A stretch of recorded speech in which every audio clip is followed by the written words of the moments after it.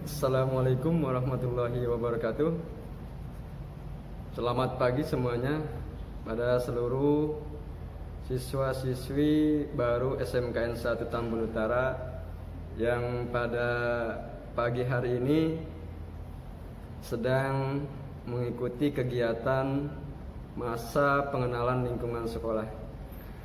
Sebagaimana kita ketahui bersama bahwa mulai hari Senin kemarin, kalian secara resmi sudah dinyatakan diterima di sekolah SMKN 1 Tambun Utara, Kabupaten Bekasi.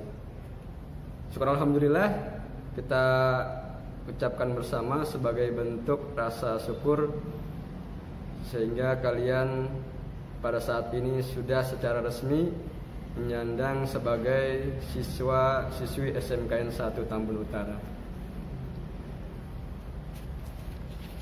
Nah, pada kesempatan pagi hari ini, yang mana sesuai jadwal dari Panitia MPLS tahun 2020 SMKN 1 Tambun Utara, saya mendapat tugas dari panitia untuk menyampaikan materi yang saat ini mungkin sedang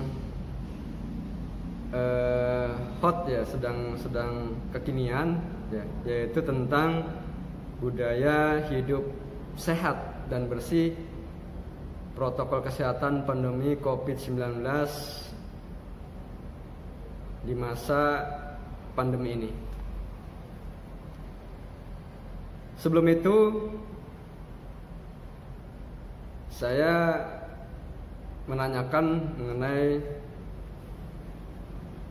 kabar atau kondisi kalian semua di rumah ya.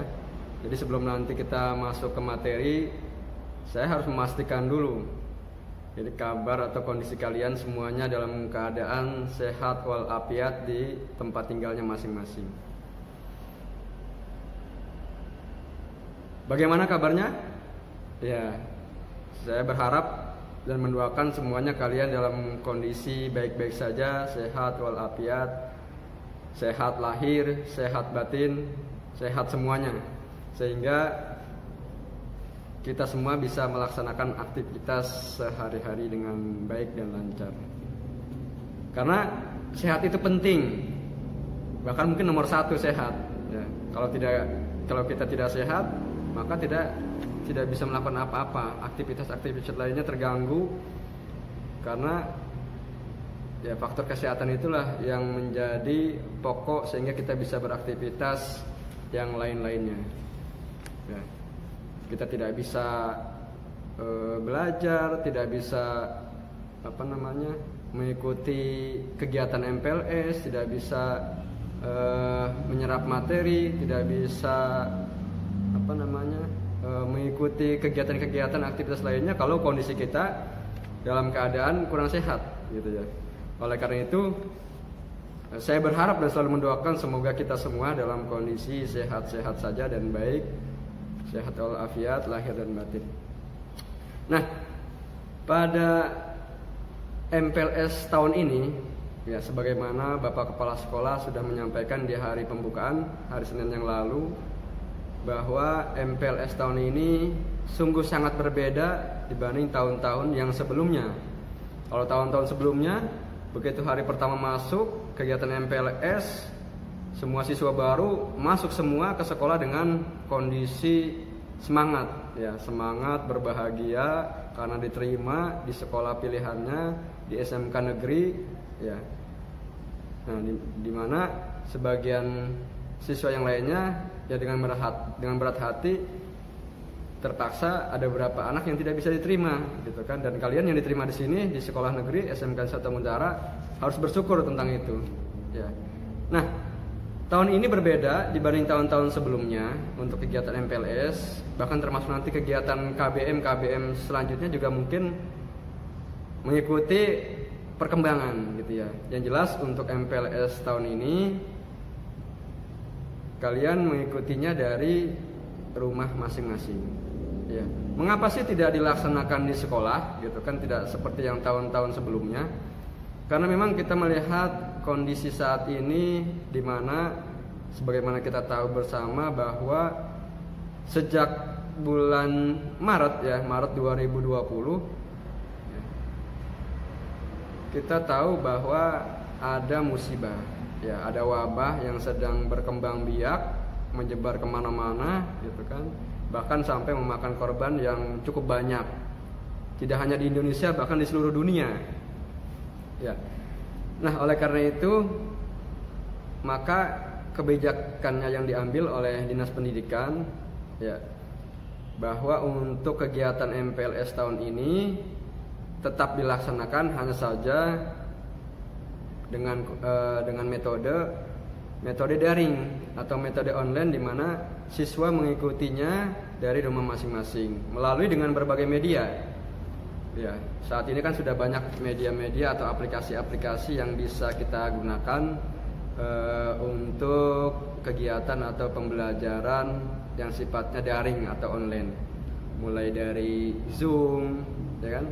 Kemudian ada juga Webex, ya, ada Webex. Kemudian ada juga mungkin Google Chrome, ya, atau Google Classroom gitu ya. Ya, intinya banyak media yang bisa kita gunakan, termasuk YouTube gitu kan. YouTube ini bisa juga digunakan sebagai media pembelajaran yang sifatnya daring atau online, ya. Hingga nanti panitia dari MPLS menggunakan aplikasi apa sih yang sekiranya mudah dan enak untuk digunakan, sehingga kalian semua bisa mengikutinya dengan baik kegiatan MPLS ini dari rumah masing-masing.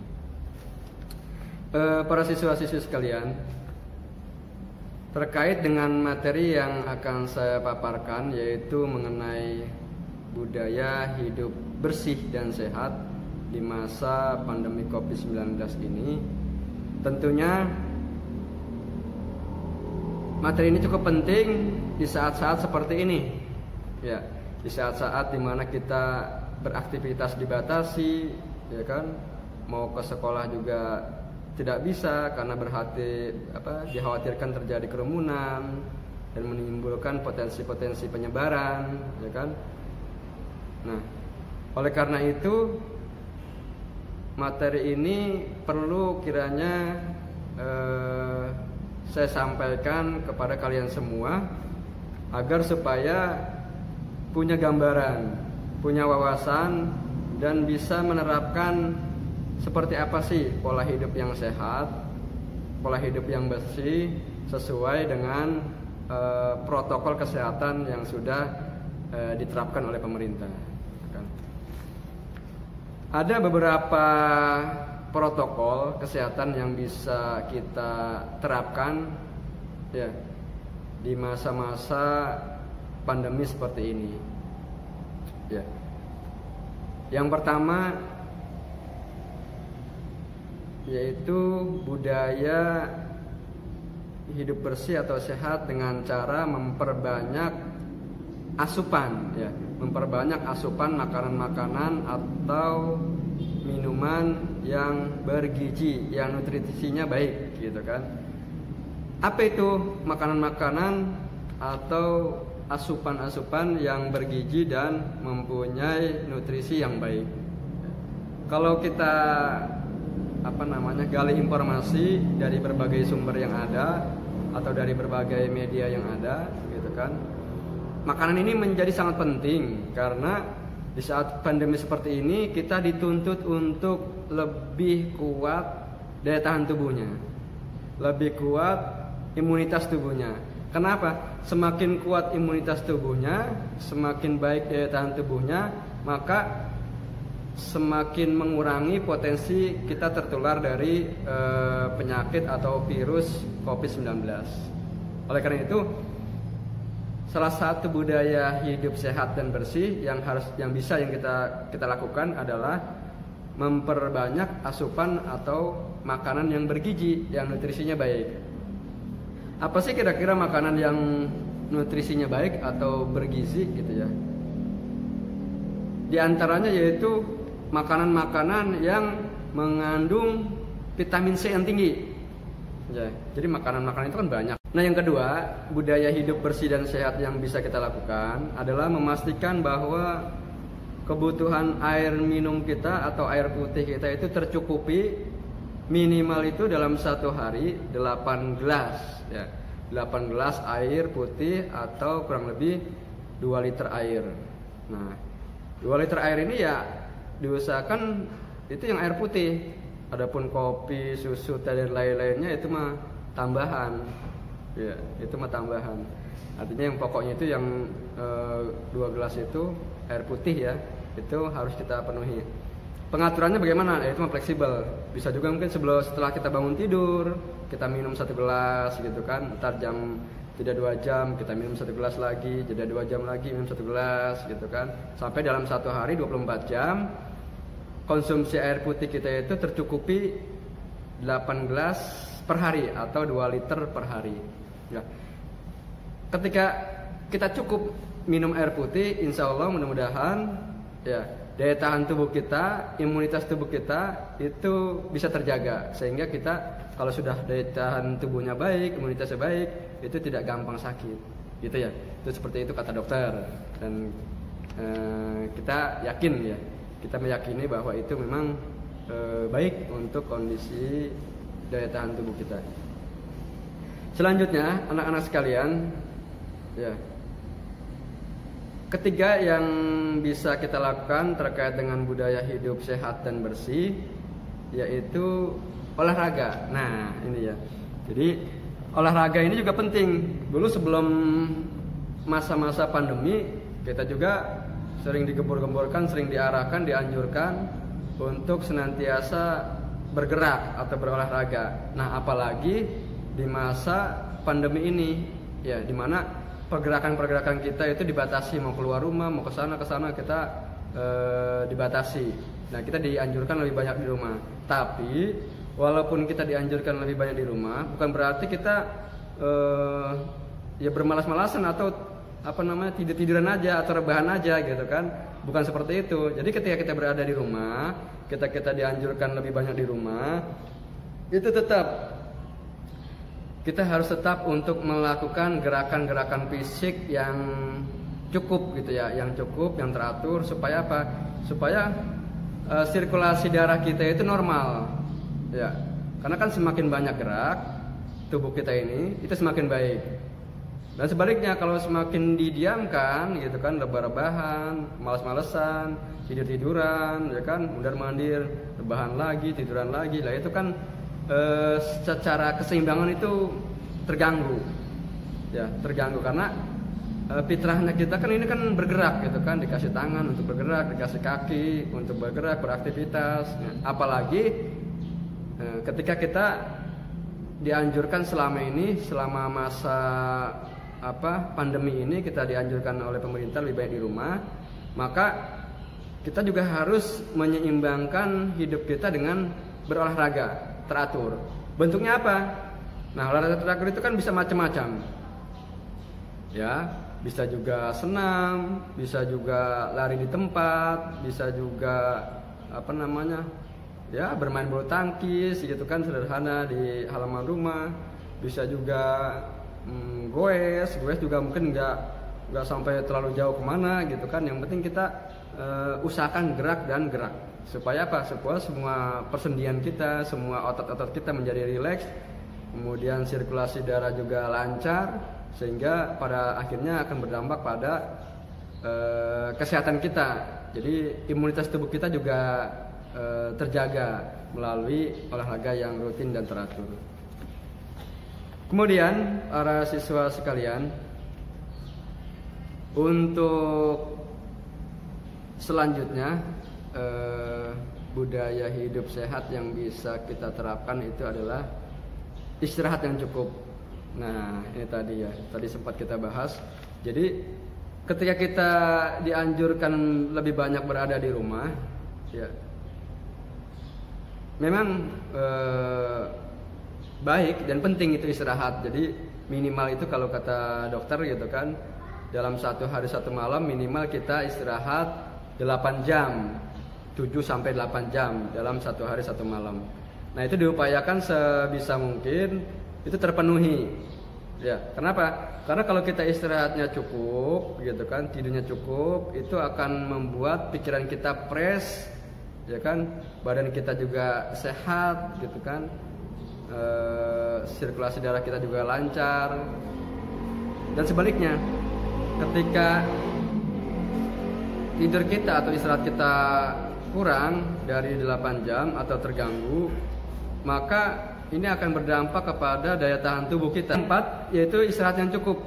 Nah, kita harus memastikan bahwa dalam 1 hari 1 malam setidaknya minimal kita istirahat itu 7 sampai 8 jam. 1 hari 1 malam. Artinya apa? Kalau itu terpenuhi, kita akan sehat, pikiran fresh, gitu kan. Kemudian badan juga sehat, sirkulasi darah juga lancar, dan itu akan berdampak kepada daya tubuh kita juga baik. Dan sebaliknya, kalau kita istirahatnya kurang dalam 1 hari 1 malam, mungkin hanya sekitar 3 atau 4 jam, ya itu nanti akan berdampak. Dampaknya kemana? Nah, itu ke pikiran kita. Kalau kurang tidur, nah mungkin kalian banyak yang merasakan, gitu kan, atau pernah mengalami, kalau kita kurang tidur, ya terlalu banyak bergadang, gitu kan, itu seringkali kepala kita pusing. Ya, kepala kita pusing, kemudian penglihatan juga nggak fokus, gitu kan, pikiran juga kadang-kadang kusut, gitu. Kenapa?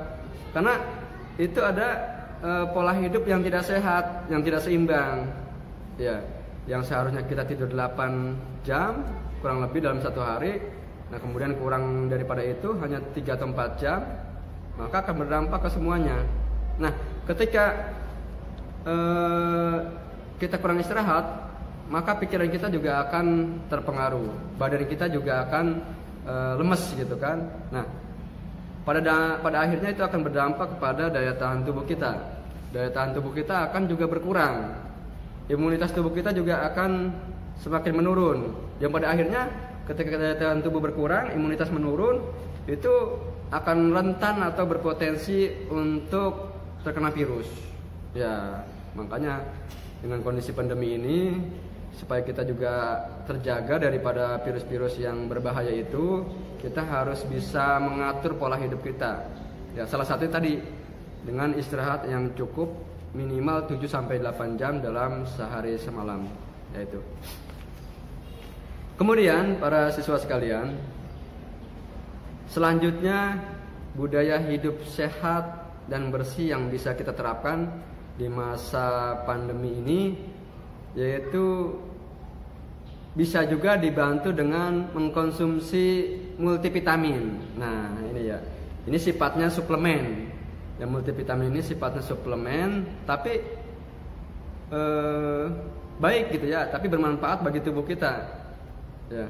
Karena seringkali kan apa yang kita konsumsi itu kadang-kadang nggak seimbang, gitu kan. Makan yang penting kenyang, tapi gizinya tidak seimbang, gitu kan. Atau mungkin vitamin-vitaminnya komposisinya ada yang kurang, maka bisa kita tambahkan, ya, kita bantu dengan mengkonsumsi multivitamin. Ya. Multivitamin itu apa? Multivitamin itu kan ya vitamin yang bervariasi. Ya, dalam hal ini yang bisa menambah imunitas tubuh kita, yaitu misalnya vitamin C. Ya kan banyak tuh di di apotek-apotek, di toko-toko obat, gitu kan, kita beli vitamin C yang berbagai macam merek itu kan ya. Ada yang cair, ada yang kapsul, gitu kan. Itu bisa kita konsumsi. Ya. Tujuannya apa? Itu untuk membantu menjaga imunitas tubuh kita, membantu menjaga daya tahan tubuh kita, sehingga dengan mengkonsumsi suplemen multivitamin itu imunitas kita bisa tetap terjaga, sehingga kita tidak mudah sakit, ya, tidak mudah gampang terkena virus corona dan virus-virus yang lainnya, gitu kan. Oleh karena itu sangat baik ketika kita juga selain makan yang teratur, makan yang dengan gizi. Kita lanjutkan ke budaya-budaya lain yang bisa kita terapkan di masa pandemi ini, budaya-budaya hidup bersih dan sehat, gitu ya. Tadi kita sudah sampai masker ya. Selanjutnya, apalagi sih yang bisa kita terapkan dalam rangka supaya kita tercegah atau terhindar daripada infeksi virus COVID-19 ini? Yaitu selanjutnya adalah kita dianjurkan untuk menerapkan physical distancing. Nah, ini bahasa Inggris ini. Apa itu physical distancing? Ya kalau kalian yang sudah sekian tahun sekolah pasti tahu ya, itu bahasa Inggris physical distancing itu apa. Mungkin sudah melihat di TV juga ada gitu kan, di banner-banner spanduk-spanduk ada physical distancing gitu kan, maupun di internet. Ya, prinsipnya physical distancing itu kita dianjurkan untuk menjaga jarak fisik. Ya. Kenapa kita dianjurkan untuk menjaga jarak fisik? Itu tadi, karena penyebaran virus corona ini bisa menggunakan media beberapa macam. Bisa menggunakan tadi yang dahak bersin yang itu airborne. Orang yang terkena virus dia bersin, dia batuk mengeluarkan cipratannya itu bisa menularkan. Kemudian sekarang ini kata WHO ada media lain untuk penyebaran virus, menggunakan apa? Lewat udara. Nah, ini ya. Karena penularan virus sekarang lewat udara, maka penting sekali menjaga jarak. Ya, kalau dulu kemarin minimal 1 meter. Sekarang bisa lebih, bisa minimal 2 meter. Kita harus menjaga jarak antar orang lain gitu kan. Kenapa kita harus menjaga jarak? Karena kita tidak tahu ya, siapa yang terkena, siapa yang tidak. Nah, ditambah lagi sekarang ada orang yang statusnya OTG.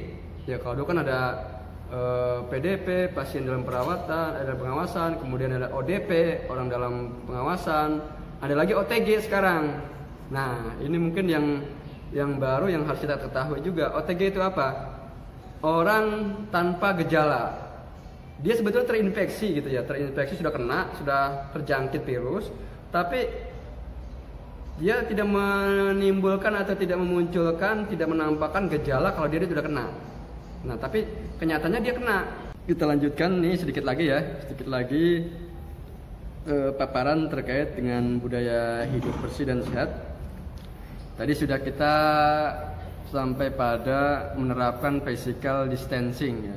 Ini salah satunya juga kita berupaya sebisa mungkin untuk menghindari kerumunan ya.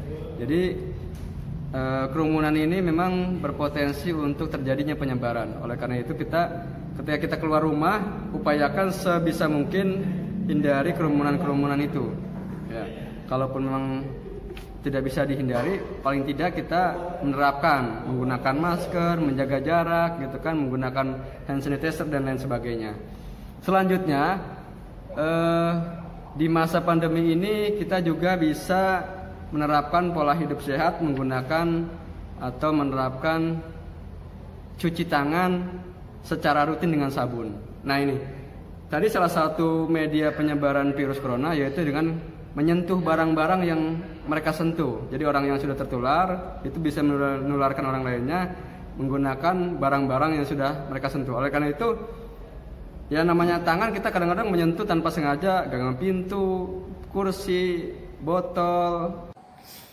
Sedikit lagi aja nih materi yang perlu kita tuntaskan. Tadi sudah cuci tangan dengan sabun sesering mungkin, kemudian menggunakan hand sanitizer. Setiap kali kita menyentuh apa yang kira-kiranya itu berpotensi ada virusnya, segera kita bersihkan tangan kita dengan hand sanitizer. Karena dengan hand sanitizer itu virusnya akan mati, karena di situ ada terkandung ada alkohol. Kemudian para siswa sekalian, selanjutnya yaitu kita bisa juga menggunakan atau membersihkan permukaan benda dengan desinfektan. Jadi kalau di sekolah ya selama ini sudah kita terapkan rutin, kita semprot ya. Kita semprot semua perangkat-perangkat, semua peralatan-peralatan, semua benda-benda, bahkan ruang-ruang kelas kita semprot menggunakan desinfektan, yaitu cairan yang bisa membunuh virus-virus. Nah, di rumah juga bisa kita terapkan seperti itu dengan berbahan itu tadi semacam Wipol gitu kan. Itu bisa kita pakai sebagai desinfektan. Sederhana aja, itu dicampur air ya kan. Kemudian nanti kita semprotkan ke benda-benda yang memang berpotensi rawan tersimpan virus di situ ya. Misalkan gagang pintu, kemudian bangku dan lain sebagainya, termasuk ruang-ruangan yang itu berpotensi ada virus. Yang terakhir, yang ini cukup penting juga dalam rangka kita menjaga atau membiasakan atau membudayakan pola hidup sehat dan bersih di masa pandemi ini, yaitu dengan apa? Kalau tadi kita yang sifatnya fisik gitu kan semuanya, tapi satu yang terakhir ini adalah yang terkait dengan mental rohani kita, yaitu apa? Dengan menerapkan pola pikir yang selalu positif. Nah ini ya, karena bagaimanapun supaya kita tetap sehat, jaga daya tahan tubuh kita kuat, imunitas kita tetap baik, ya kita harus menerapkan pola pikir yang positif. Ya, upayakan kita dalam sehari 1 malam 24 jam yang tersimpan atau yang masuk ke dalam diri kita, dalam pikiran kita hanyalah pikiran-pikiran yang positif. Kenapa? Karena kalau kita sering memikirkan hal-hal yang negatif, ya negatif aja, setiap ketemu apa kita selalu melihatnya dari sisi negatif, maka itu secara tidak langsung akan memudahkan kita untuk terserang penyakit. Kenapa? Kok bisa begitu? Karena pikiran-pikiran yang negatif yang sering masuk ke kita itu akan sedikit banyak mempengaruhi daya tahan tubuh kita. Imunitas kita turun, daya tahan tubuh kita menurun, yang pada akhirnya kita mudah terserang penyakit. Nah, karena banyak yang mengatakan juga sebagian besar penyakit itu awal mulai oleh dari pikiran yang negatif. Ya, jadi kalau kita pikirannya negatif terus, ya itu akan kita mudah sekali terkena penyakit. Oleh karena itu, apalagi di masa pandemi ini, kita diminta dan sangat dianjurkan agar senantiasa kita berpikir positif. Nah, terakhir saya mengajak kepada semuanya siswa-siswi baru SMK 1 Muntara, mari bersama-sama walaupun kita belajar di rumah, ya nanti mungkin sampai nanti ada informasi lebih lanjut, kita belajar di rumah. Saya berpesan agar kita senantiasa menjaga imunitas tubuh kita agar tetap baik, menjaga daya tahan tubuh kita agar selalu dalam kondisi yang baik sehingga kita tidak mudah terserang penyakit, tidak mudah terserang virus, tidak mudah jatuh sakit. Dengan apa? Dengan yang tadi kita paparkan, yang tadi sudah kita dengarkan bersama, yang sudah saya paparkan dari atas sampai akhir. Ya, mudah-mudahan hasil pemaparan tadi dengan kita menjaga pola hidup yang sehat dan bersih. Sehat dalam arti dua, ya, sehat jasmani, kita jasmaninya sehat, dan yang kedua bahkan yang lebih penting sehat rohani. Ya. Kalau kita sehat jasmani, rohaninya kita sakit juga akan mudah terserang penyakit. Kalau kita rohaninya baik tapi jasmaninya juga sakit, ya itu juga sama, kita tidak bisa beraktivitas. Jadi yang baik adalah sehat jasmani dan juga sehat rohani. Demikian para siswa sekalian, mudah-mudahan apa yang saya paparkan tadi bisa bermanfaat, bisa kalian serap dengan baik, bisa dipahami, dan pada gilirannya bisa diterapkan oleh diri kalian semuanya, oleh keluarga kalian dimanapun berada, baik di rumah maupun di luar rumah. Kiranya itu yang bisa kami paparkan.